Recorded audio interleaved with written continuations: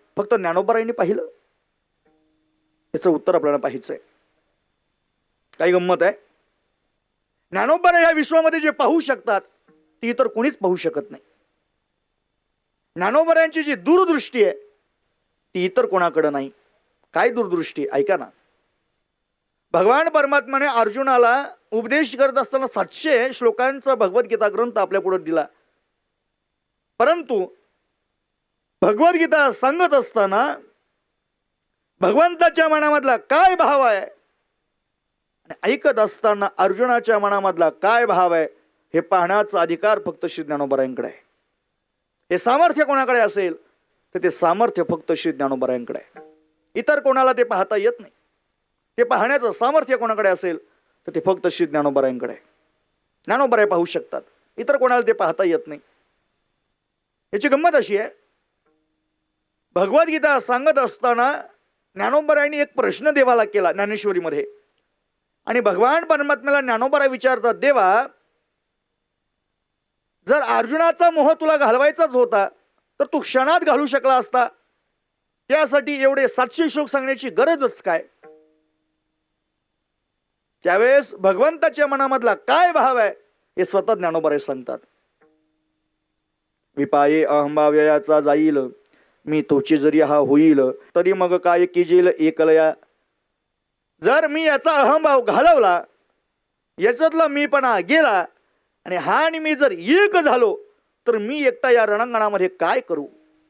हा भगवंताच्या मनाचा भाव आहे. अजून काय भाव ज्ञानोबारायांनी सांगितला? ज्ञानोबाराय म्हणतात, माझी या मना बरवी असमाई गोठी जीवी, ते मी कवणा चोखला लावी जरी ऐक्य झाले.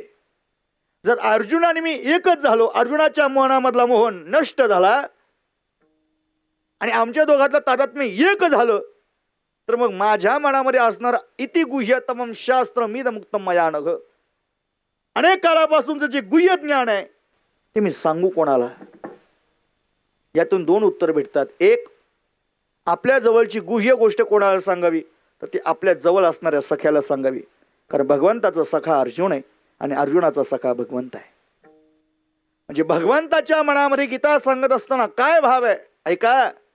अर्जुनाला गीता ऐकायची होती म्हणून भगवंतानं सांगितली असं नाही, भगवंताला ती सांगायचीच होती म्हणून अर्जुनाच्या मनामध्ये मोह निर्माण केला आणि 700 श्लोकाचा उपदेश अर्जुनाला केलाय महाराज. हा भाव कोणी सांगावा तर फक्त ज्ञानोबारायांनी सांगावा. विचार करा ना, गीता ऐकत असताना त्या धृतराष्ट्राचा काय भाव आहे, गीता ऐकत असताना संजयाचा काय भाव आहे, हा सगळा भाव फक्त ज्ञानोबारायांनी लिहून ठेवावा. ही ज्ञानोबारायांची दूरदृष्टी आहे. म्हणून ज्ञानोबारायांना जे पाहता येतं त्या विश्वामध्ये इतर कोणाला पाहता येत नाही. फार गोड उदाहरण देऊन जाईन तुम्हाला मी. काय झालं, शास्त्रानं एका पक्षाचा फार मोठा धिक्कार केला आणि त्या पक्षाचं नाव आहे कावळा. काग. त्या कावळ्याचा असं गुणधर्म आहे म्हणे, त्या कावळ्याचा असा गुणधर्म आहे का त्या कावळ्याला द्राक्षरसा आम्ररसा तेवेळी तोंड सडती वायसा असं म्हणतात ज्ञानोबाराय. का कावळ्याला द्राक्षाचा रस आवडत नाही, म्हणजे द्राक्षाचा रस त्याला आवडत नाही, आंब्याचा रस आवडत नाही. बऱ्याच कावळ्यांना द्राक्षाची आवडते पण द्राक्ष रस आवडत. बऱ्याच कावळ्यांना द्राक्षाची आवडते पण द्राक्ष रस आवडत नाही. ज्ञानोबाराय म्हणतात कावळ्याला द्राक्ष रस आवडत नाही, आम्ररस आवडत नाही, मग काय आवडतं? जसं वसंत ऋतू आल्यानंतर सगळी माणसं आंबा केव्हा येईल याची वाट पाहतात, तसं वसंत ऋतू आल्यानंतर कावळा मात्र वेगळ्याच फळाची अपेक्षा करतो. आणि तो फळ कोणता? निम मोडनिया आला तो कावळ्यासी सुकालो झाला, तैसा भक्तीहीन वाडीला दोषाची लागी. ज्ञानोबाराय म्हणतात त्या कावल्याला मात्र आंब्याच्या आगमनाची प्रतीक्षा नसते, त्याला वाटतं ते कडुलिंबाचं फळ आहे ना, कडुलिंबाचं फळ, त्याला त्याची अपेक्षा असते. म्हणजे कडुलिंबाची फळं खाणारे कावलेच. म्हणजे कावल्याला आंबा आवडत नाही पण कडुलिंब आवडतो. हे कावल्याचं गुणधर्म आहे. बरं, आता कावल्याचं अजून एक गुणधर्म ज्ञानोबाराय सांगतात. म्हणजे काय याचा स्वभाव आहे पहा, काय याचा स्वभाव आहे. चंद्रोदय आरोते जे केवी देखते आणि डोळे फुटती असते डुडलाचे. ज्ञानोबाराय म्हणतात कावल्याला रात्री दिसत नाही, त्याला रात आणले पण आहे. म्हणून पहा तुम्ही, कावळा अंधार पडल्यानंतर कुठेच दिसत नाही, तर नाही पळत आहेत. पण अजून या कावळ्याचा असा एक दुर्गुण आहे म्हणे, या कावळ्याला तुम्ही चांदीच्या ताटात अगदी तुपात केलेलं पक्वान्न घरात ठेवा, पण तरी सुद्धा कावळं ते खात नाही. ज्ञानोबाराय म्हणतात पैचो हा टाचिया बले. काय करतो ज्ञानोबाराय म्हणतात कावळ्याला उकिड्यावरच आवडतं म्हणे, त्याला चांगलं पंच पक्वान्न आवडत नाही. हा कावळ्याचा दोष आहे. पण अजून या कावळ्याचा काय दोष आहे? पण या कावळ्याचा दोष असा आहे, कावळ्याला अशुद्ध मानलेला आहे. कावळा जर एखाद्या पंक्ती भोजनामध्ये आला आणि त्या पंक्ती भोजनाच्या एखाद्या पंक्तीमध्ये जर कावळ्याने चोच मारली तर ती सगळी पंगत अशुद्ध होते असं शास्त्र म्हणतं. कावळ्याने जर एखाद्याच्या डोक्यावर चोच मारली समजायचं आता याची दशा सुरू झाली, दुर्दशा. असा कावळ्याचा स्वभाव आहे. बरं, कावळ्याची दृष्टी चांगली असती तर प्रभू रामचंद्राने कावळ्याचा एक डोळा फोडला असता का? त्याच्या दृष्टीमध्ये हे दोष आहे. म्हणजे सर्वांगाने विचार केला तर अपवित्र असणारी एक गोष्ट सांगितली, त्यामध्ये काग विष्ठा, कावळ्याची विष्ठा या जगातल्या सगळ्या विष्ठेमध्ये अपवित्र आहे. शास्त्राने ज्याचा धिक्कार केलाय, देवानं सुद्धा ज्याचा धिक्कार केलाय, अनेक अवगुणानं परिपूर्ण असणारा तो कावळा, ज्ञानोबराय मात्र त्याच्या अवगुणाकडे पाठ करतात आणि ज्ञानोबराय त्याच्यातला एक सगुण पाहतात. अशी परंपरागत एक चाल आहे की समोरच्या जर झाडाच्या फांदीवर कावळा येऊन बसला आणि तो कावळा जर कावकाव करू लागला तर अशी पद्धत आहे की समजायचं आपल्याकडे कोणतरी आज नवीन पाहुणा आगमन करणार आहे. पैल तो गे काऊ कोकता है, पैल तो गे काऊ कोकता है, पैल तो गे काऊ कोकता है, पैल तो गे काऊ कोकता है. पाहुनी पंढरी राणे, पाहुनी पंढरी राणे, घराकडे येते, घराकडे येते. उड रे उड उड उड रे उड उड उड रे उड रे उड रे काऊ, उड रे काऊ, उड रे काऊ. तुझे सोन्याने मडविन पाऊ, तुझे सोन्याने मडविन पाऊ, तुझे सोन्याने मडविन पाऊ, तुझे सोन्याने मडविन पाऊ. काय ज्ञानोबरायांचं वर्णन आहे पहा. ज्या कावळ्याचा धिक्कार संपूर्ण जगानं करावा, ज्या कावळ्याचा धिक्कार शास्त्रानं करावा, देवानं करावा, पण त्याच कावळ्याचा सगुण ज्ञानोबरायांनी हेरला. ज्ञानोबराय त्याच्याकडे म्हणतात, ए कावल्या दादा, पैल तो गे काऊ कोकता हे, ए कावल्या दादा शकून घे माये सांगता हे. आणि माझा मायबाप, माझ्या विश्वाचा मालक आणि पंढरीचा पाटील माझ्याकडे केव्हा येईल हा निरोप, हा शकून मला सांग ना. ज्ञानोबरायांनी जगाने ज्याचा धिक्कार केलाय त्या कावल्याकडं शकून मागतात. हा ज्ञानोबरायांच्या दृष्टीतली विविधता आहे. विठाला विठाला विठाल विठाल विठाल विठाल. जे देवाला पाहता येत नाही ते ज्ञानोबराय पाहतात. ज्ञानोबराय मान्य आहे, जे इतरांना पाहता येत नाही ते तुम्हाला सामर्थ्यानं पाहता येतो. पण असं तुम्ही काय पाहिलं की ज्याने तुम्हाला सुख झालं? असं काय नाविन्य तुम्ही पाहिलं की ज्यानं तुम्हाला सुख झालं? जे पाहिलं असं त्यात एवढं काय नाविन्य आहे ज्याचं एवढं असं आश्चर्य काय? ज्ञानोबरायांनी जे पाहिलं ते इतर कोणालाही पाहता येत नाही. याचं फार गोड उदाहरण ज्ञानोबराय देतात. जे दुरात दूर आहे, जे परात पर आहे, अहो तर्काची ये दिठी, गोचरणो हे किरटी, ध्यान याची या भेटी उत्कंठ आहे. तर्काला सुद्धा ज्याचा तर्क करता येत नाही, ध्यानाला सुद्धा ज्याचं ध्यान करता येत नाही, तो हा भगवंत आहे. हा सदा दुर्लभो म्हणा, आपण हे साधना, हा निसिमो अर्जुना पुरुषोत्तमो. मनाला सुद्धा ज्याचा ठाव लागत नाही तो हा भगवंत आहे. मनाला सुद्धा ज्याचा ठाव लागत नाही, मनाला ज्याचा ठाव मनाला लागत नाही, ध्यानाला ज्याचं ध्यान करता येत नाही, तर्काला ज्याचं तर्क करता येत नाही, तेही भगवंताचं रूप आहे. ते भगवंताचं रूप आहे. अहो चला, तर्क, ध्यान, मन हे तर फार लांब आहे. पण ज्ञानोबा त्याच्या पुढेही जाऊन सांगतात, जया ते सांगावया वेद बोबडे, पहावया काळाचीही आयुष्य थोकडे, धात याई परिणसा पडे ठाव जयाचा. ज्ञानोबा म्हणतात, या भगवंताचं रूप पाहण्यासाठी काल गेला. काल, सकल जीवाचा जो काल आहे, तो काल भगवंताचं दुर्लभात दुर्लभ रूप पाहण्यासाठी गेला. तो पाहण्यासाठी गेला. पण ज्ञानोबा म्हणतात, काळाचं आयुष्य संपलं. काळाचं आपलं ज्याच्यामुळं संपतं तो काळ, पण त्या काळाचं आयुष्य संपलं तरी भगवंताचं रूप काही पाहता आलं. जया ते सांगावया वेद बोबडे, भगवंताचं रूप सांगण्यासाठी वेद गेला. वेद सुद्धा मुका झाला महाराज. वेद सुद्धा मुका झाला. वेद मुका झाला. पर वेद थोडा लांबचा आहे, काळ लांबचा आहे. पण त्याचा मुलगा, त्याचं नाव आहे ब्रह्मदेव, तो तरी जवळचा आहे की नाही? मग त्याला सुद्धा आपल्या बापाचं रूप पाहता यावं का नाही? धातया परीन सापडे ठाव जायाचा. ज्ञानोबा म्हणतात, ब्रह्मदेवाला सुद्धा ज्याचं रूप पाहता येत नाही एवढं दुर्लभ आहे. जे ब्रह्मदेवाला पाहता येत नाही, काळाला ज्याचा ठाव लागत नाही, वेदाला जे सांगता येत नाही, तर्काला ज्याचं तर्क करता येत नाही, ध्यानाला ज्याचं ध्यान करता येत नाही, आणि मनालाही ज्याचा सुगाव लागत नाही, ते हे भगवंताचं रूप आहे.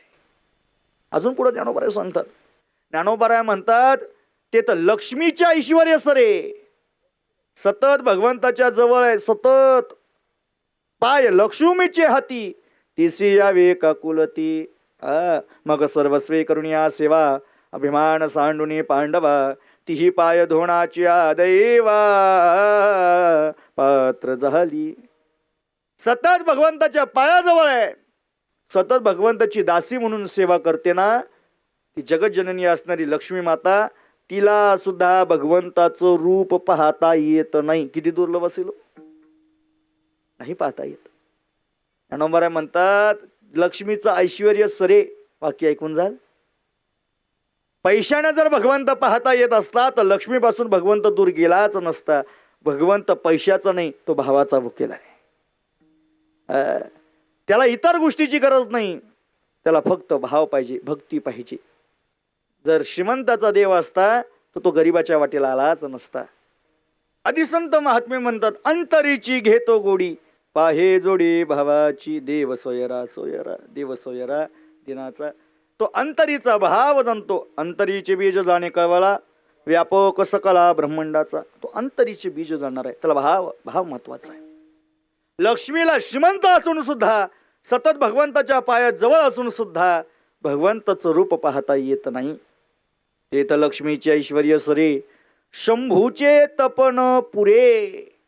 ज्ञानोबा म्हणतात, भगवान शंकराचं तप सुद्धा कामी येत नाही.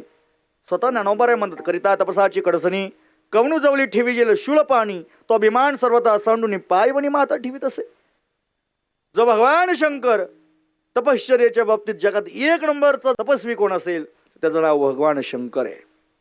पण भगवान शंकराला सुद्धा इतर अनेक तपश्चर्या करून सुद्धा, अगाध तपश्चर्या करून सुद्धा भगवंताचं रूप पाहता येत नाही. ती किती दुर्लभ असेल. ज्ञानोबा म्हणतात, जिथं भगवान शंकराचं तप कामा येत नाही, लक्ष्मीची श्रीमंती कामा येत नाही, वेदाचं वाच्यत्व कामा येत नाही, कालाचं सामर्थ्य कामा येत नाही, ब्रह्मदेवाला सुद्धा ज्याचा ठाव लागत नाही, ज्ञानोबा म्हणतात, तेथ येर प्राकृत हेंदरे किवी जाणवला आहे. आपल्यासारख्या सामान्य जीवाला तो कसा पाहता येत? ज्ञानोबा म्हणतात, अहो मनाला ज्याचा ठाव लागत नाही, तर्काला ज्याचा तर्क करता येत नाही, ध्यानाला सुद्धा ज्याचं ध्यान करता येत नाही ना, याही पलीकडे सांगू का, या समस्त त्रैलोक्यामध्ये जर भगवंत प्राप्तीचा सर्वोत्तम अधिकारी कोण असतील तर त्यांचं नाव आहे योगी. ज्ञानोबा योग्याचं वर्णन करताना असं म्हणतात, आगा योगी जया म्हणजे. काय योगी कोणाला म्हणावं? ज्ञानोबा म्हणतात, सुख सर्वस्व माझे चैतन्य तो. आगा योगी जया म्हणजे तो देवांचा देव जाणीजे, आणि सुख सर्वस्व माझे चैतन्य तो. माझा आत्मा म्हणजे कोण असतील तर ती योगी आहेत. पण महाराज, योगी म्हणजे सामान्य नाही. अगा योगाची या वाटा निघाले गा जी सुभटा, त्या दुःखाची या वाटा भागाला. अनेक अडथळे पार करून योगी त्या भगवंत प्राप्तीसाठी उतरतात. ज्ञानोबराय म्हणतात त्यांना सुद्धा त्या भगवंताचं रूप पाहता येत नाही. योग्याला सुद्धा दुर्लभ आहे, तो मी पाहिला ना महाराज. योगी या दुर्लभ तो म्या देखिला साजनी. वा वा. योगी या दुर्लभ तो म्या देखिला साजनी. योगी या दुर्लभा तोम्या देखिला साजणी. योगी या दुर्लभा तोम्या देखिला साजणी. योगी या दुर्लभ तो म्या देखिला साजनी. जय हो. योगी या दुर्लभ तो म्या देखिला साजनी.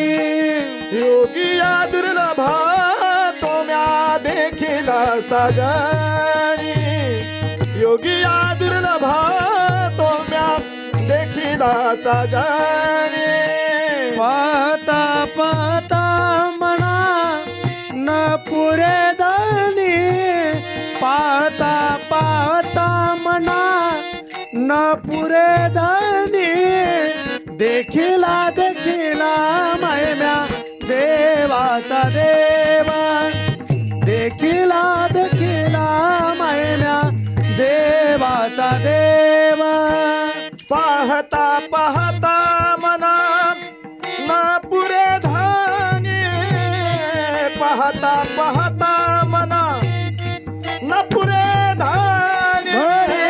देखिला देखिला माये देवाचा देव. देखिला देखिला माये देवाचा देवा. देवाचा देवा. ज्ञानोबराय म्हणतात मी कोणाला पाहिलं सांगू. योगिया दुर्लभ तोम्या देखिला साजनी.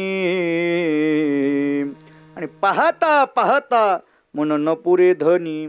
मी त्याला पाहिलं जो योग्याला दुर्लभ आहे. ज्ञानोबराय, जो योग्याला दुर्लभ आहे तो तुम्ही कसा पाहिला? असं काय तुमच्याकडे विशेष आहे तुम्हाला ते पाहता आलं? ज्ञानोबराय म्हणतात यात माझं काय सामर्थ्य आहे आणि मी कोण पाहणारा? हे जर मी पाहिलं असेल आणि यामागचं जर कारण काय असेल तर ज्ञानोबराय त्याचं वर्णन करतात. ज्ञानोबराय असं म्हणतात, गीता ईश्वर भोला व्यासयुक्ती कुसुममाला परी माझी या दुर्बदला नान म्हणे की.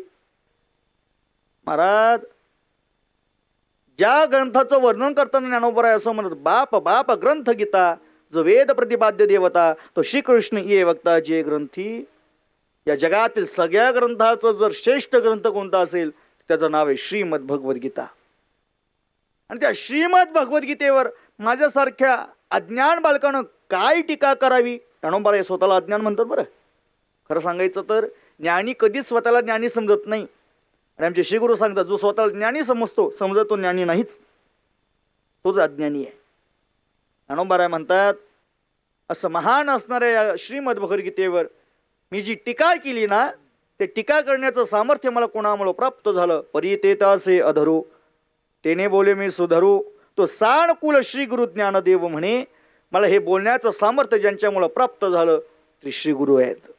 ज्ञानोबराय, तुम्हाला जे दुर्लभ आहे तो तुम्हाला कशामुळे प्राप्त झालं पाहण्यासाठी? ज्ञानोबराय म्हणतात यात माझं काही सामर्थ्य नाही. हे सामर्थ्य कोणाचं असेल तर हे सामर्थ्य गुरुकृपेचं आहे. याला पुरावा ज्ञानोबराय देतात. ज्ञानोबराय म्हणतात कृष्णांजन एक वेळा डोळा घालिता आढळ. कृष्णांजन एक वेळा डोळा घालिता आढळ. तिमीर दुःख गेले फिटले भ्रांतीचे पडल. ज्ञानोबराय म्हणतात माझ्या ठिकाणी सुद्धा भ्रांतीचं पडल होतं. भ्रांतीचं पडल का? आपल्याला देवाला पाहता येत नाही माहिती का? आपल्याला देवाचं रूप पाहता येत नाही. आपल्या ठिकाणी भ्रांती आहे. भ्रांती कोणती भ्रांती? माया विगणे भ्रमला खरे म्हणता मी माझे नि घरे. हे तो संपत्तीचे वारे सा चोकारे जाईल. ही भ्रांती म्हणे माझ्याकडं. म्हणून ज्ञानोबराय म्हणतात कृष्णांजन एक वेळा, माझ्या डोळ्यात अंजन घातलं. कृष्णांजन एक वेळा डोळा घालिता आढळ आणि तिमीर दुःख गेले, माझं दुःख गेलं म्हणे. फिटले भ्रांतीचे पडोल. कोणी केलं? ज्ञानोबराय म्हणतात श्री गुरु निवृत्ती राये मार्ग दाविला सुज्वल. बाप रखमा देवी वरू विठ्ठल दिनाचा दयाल. माझ्यावर ही कृपा कोणाची आहे? मी हे जे रूप पाहू शकलो ही कृपा कोणाची आहे? श्री गुरु निवृत्ती राये मार्ग दाविला सोज्वल. पहाटे विन पहाविती अमृते विन जीवविती योग्या विन हे पाहवती कैवल्य डोळा. कैवल्य स्वरूप पाहता येतं म्हणे ज्ञानोबराय म्हणतात. हे जे पाहण्याचं सामर्थ्य कोणामुळे झालं? हे सामर्थ्य मला श्री गुरु कृपेनं प्राप्त झालं. ज्ञानोबराय तुम्ही ज्याला पाहिलं ते गुरु कृपेनं पाहिलं हे मान्य आहे ना, पण तुम्ही ज्या पाहिल्यामुळं असं काय परिणाम झाला? ज्ञानोबराय म्हणतात दुर्लभात दुर्लभ माझे अत्यंत जिवलग असणारा अत्यंत परात्पर असणारा भगवंत मी पाहिला. ज्ञानोबराय म्हणतात मला ते झालं. काय झालं? जे कोणाला होत नाही ते झालं. काय झालं ज्ञानोबराय? ज्ञानोबराय म्हणतात मला ते सुख झालं. मग सुख झाल्याचा परिणाम कोणाला सांगावा?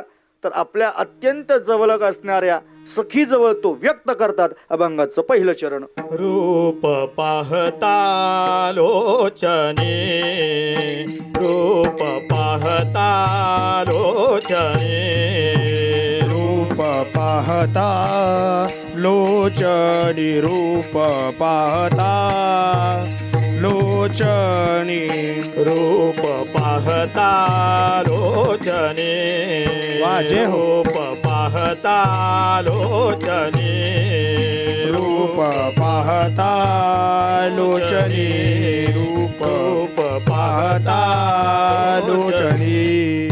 सुख झाले हो साजणे, सुख झाले हो साजणे, तो हा विठ्ठला बारवा, तो हा विठ्ठला बारवा.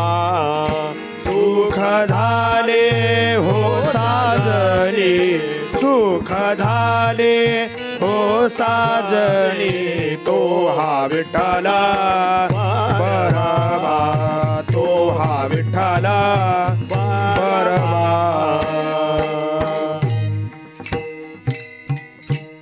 ज्ञानोबराय म्हणतात परात्पर असणारा दुर्लभात दुर्लभ असणारा आता इष्ट देवतेला मी पाहिलं आणि पाहिल्यानंतर काय झालं? सुख झालं, सुख झालं. आणि सुख झाल्यानंतर काय झालं? सुख झाल्यानंतर काय झालं? झालेला आनंद कोणापुढे व्यक्त करावा? तर तो आपल्या सखीजवळ व्यक्त करतात. का हो ज्ञानोबराय? तुम्ही ज्याला पाहिलं त्यामुळे एवढं सुख होतं. का सुख झालं तुम्हाला? ज्याला पाहिलं तो सुखरूप आहे का?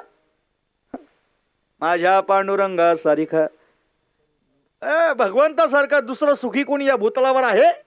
दाखवा ना मला. पण ज्ञानोबराय हा तुमचा प्रश्न झाला, पण इतर कोणाला असं सुख झालं का? असं फार गोड उदाहरण या ठिकाणी पाहता येतं. काय झालं? 13व्या शतकामध्ये सुलतानानं आपल्या भारतावर आक्रमण केलं आणि आक्रमण केल्यानंतर अनेक मंदिरं लुटली, अनेक साम्राज्य उद्ध्वस्त केली.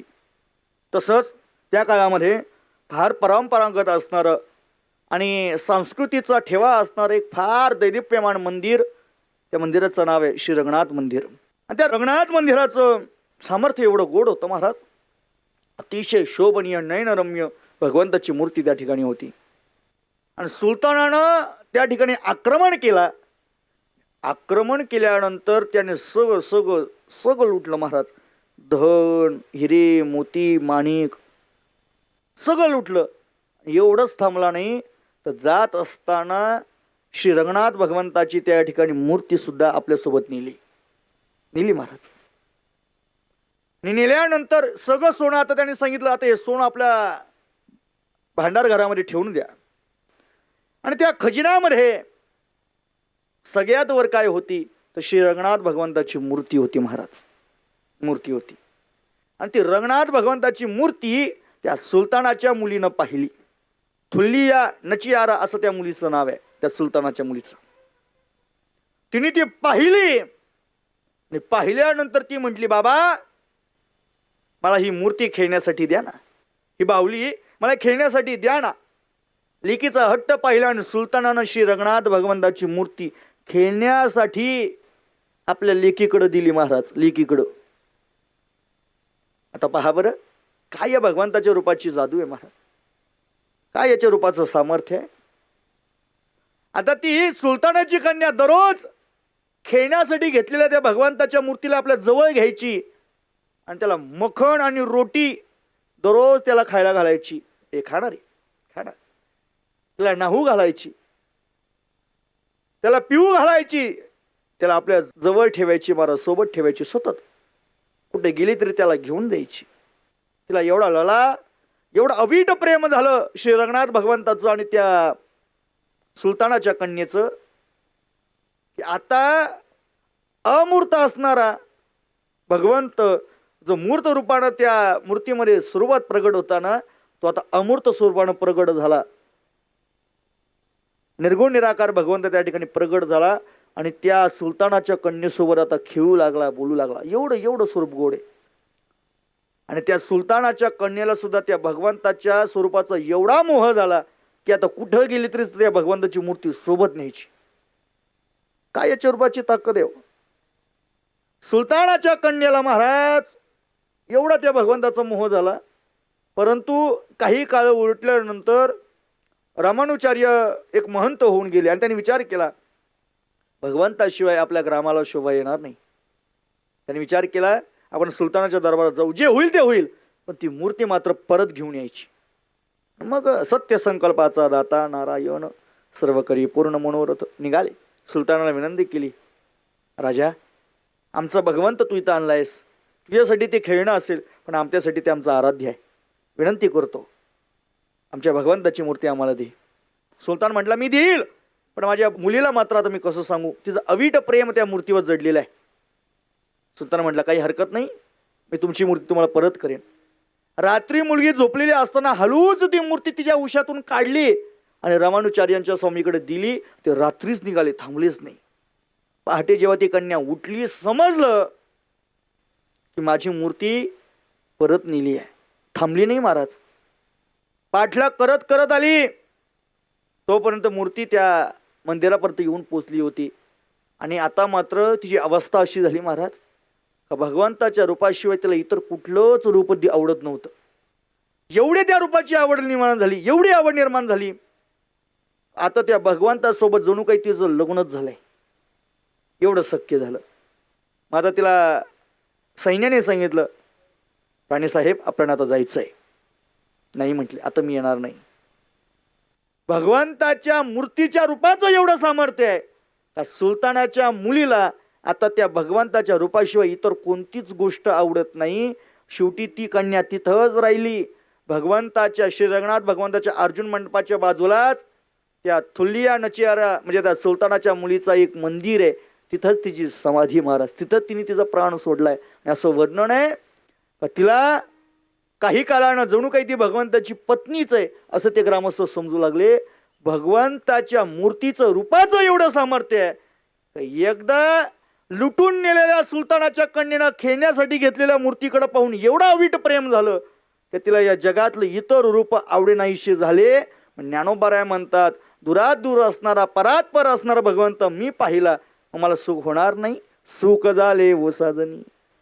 काय त्या रूपाची ताकद आहे. आम्ही नेहमी म्हणतो, काय महिमा वर्णू आता सांगणे ते किती, कोटी ब्रह्म हत्या मूक पाहता जाती. त्याच्या रूपाकडे पाहिल्यानंतर कोटी ब्रह्म हत्येचं पाप शारण होतं. ही त्याच्या स्वरूपाचं सामर्थ्य आहे. काय त्याचं सामर्थ्य आहे महाराज. असं वर्णन आहे का हा भगवंत म्हणजे साक्षात राजस आहे. राजस सुकुमार मदनाचा पुतला रवी शशिकला लोपलिया कस्तुरी मळवट चंदनाची उटी. काय वर्णन आहे. राजस सुकुमार मदनाचा पुतला रवी शशिकला लोपलिया न तद्भासयते सूर्यो शशांको न पावकः यत् गत्वा न निवर्तन्ते तद्धाम परम मम. काय वर्णन आहे महाराज. आता काय सांगावं या भगवंताच्या रूपाची ताकद. असं वर्णन आहे की प्रभू रामचंद्र अवतारामध्ये भगवंताच्या पदस्पर्शाची धूळ ज्या दगडावर पडली त्या शेळीची बाई झाली अशी आख्यायिका संपूर्ण विश्वामध्ये पसरली. आणि मोठमोठे साधू नाना प्रकारचे दगड घेऊन भगवंताच्या दर्शनाला आले. प्रत्येकाने आपल्या आपल्या आवडीनुसार, कोणी काळी आणलंय, कोणी गोरी आणलंय, कोणी नाना प्रकारचा रंग, ज्याला जशा पद्धतीची पत्नी हवी तशा प्रकारचे अश्व म्हणजे दगड घेऊन निघाले. का? भगवंताच्या परस्पर्शानं धूळ ज्या शिळेवर पडली त्या ठिकाणी काय झालेली आहे. भगवंताच्या स्पर्शानं जर पदस्पर्शानं जर शिळेची स्त्री होत असेल तर आपण ही शिळा जर भगवंताच्या पदस्पर्शाला लावली तर आपल्याला सुद्धा एक पत्नी भेटेल. या आशेने नाना प्रकारचे साधू महाराज प्रभू रामचंद्राच्या दर्शनासाठी निघाले. अगदी जवळ येईपर्यंत हातामध्ये दगड होते महाराज. अगदी जवळ येईपर्यंत जसे जवळ आले आणि महाराज या विश्वाच्या मालकाचं फक्त रूप पाहिलं आणि ते रूप पाहिल्यानंतर हातातली दगड खाली पडली महाराज.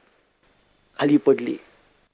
पत्नी मागण्यासाठी आलेले साधू भगवंताच्या रूपाकडे एवढे भुलले तर त्याने भगवंताचं रूप पाहिल्याबरोबर आता ज्या गोष्टीसाठी आलो त्या गोष्टीचा विसर पडला आणि भगवंताला म्हटले, ए देवा आमचा पत्नी म्हणून स्वीकार कर.